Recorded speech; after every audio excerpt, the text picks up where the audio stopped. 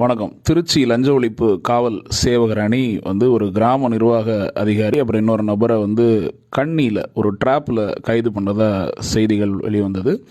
அதாவது என்னென்னா, ஒரு நபர் பட்டா பெயர் மாறுதலுக்கு விண்ணப்பிக்கிறாரு, நிராகரிக்கப்படுது. மறுபடியும் விண்ணப்பிக்கிறாரு. அதனுடைய நிலவரம் என்ன அப்படின்னு விஏஓட்ட கேட்க போகிறாரு.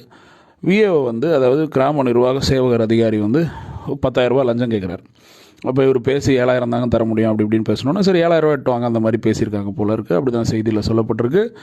இவர் 7,000 ரூபா எடுத்துகிட்டு வரேன்னு சொல்லிட்டு நீட்டாக சரியான முறையில் லஞ்ச ஒழிப்புத்துறை லஞ்ச ஒழிப்பு காவல்துறைக்கு தகவல் சொல்லிடுறாங்க. அவங்க இந்த மாதிரி சுச்சுவேஷனில் அந்த லஞ்சம் கொடுத்து வாங்கின உடனே கைது பண்ணுவாங்க. அவங்களுக்கு தெரியாத மாதிரி அங்கே நிற்பாங்க. அதுதான் ட்ராப்பு, அதுதான் கண்ணி அப்படின்னு சொல்கிறோம். அந்த வகையில் இந்த கிராம நிர்வாக சேவகர் அதிகாரியும் அப்புறம் அவருக்கு உடந்தையாக இருந்த இன்னொரு நபரையும் இந்த விஷயத்தில் கைது பண்ணியிருக்கிறதா செய்தி. விரைவில் நீதிமன்ற தீர்ப்பை எதிர்பார்க்கலாம்.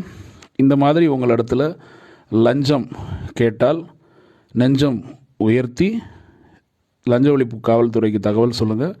இந்த மாதிரியான நபர்களை நாம் இந்த அரசு சேவை துறையில் தூய்மையாக்குவதற்கு, இவர்களை கண்டறிந்து இவர்களை இந்த பதவியிலிருந்து விலக செய்வதற்கும், இந்த சிஸ்டமே தூய்மை வைப்பதற்கும் நம்ம பொறுப்பை செய்ய வேண்டியது அவசியமாக இருக்கிறது. அதிகார ஊழலும் கரப்ஷன் தான், அதுவும் ஊழல் தான். அதையும் நீங்கள் மறந்துடக்கூடாது. நன்றி.